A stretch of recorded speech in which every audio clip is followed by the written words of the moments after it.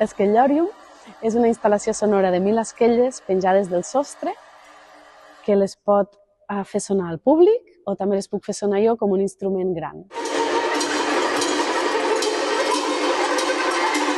Aquest dissabte, el dia de la inauguració, veurem una de les performances que farem amb aquest Esquellòrium, que és amb una ballarina i coreògrafa, la Federica Porello, i la violinista Ariadna Torné.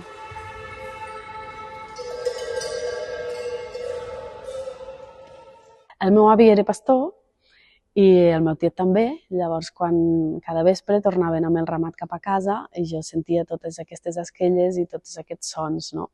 La gent que viu al poble té tota l'escolta molt més desenvolupada.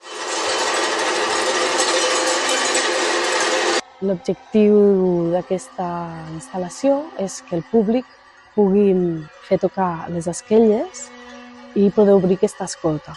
Aquesta escolta que és la que tenim quan estem a la natura, una escolta que et venen els sons des de 360 graus.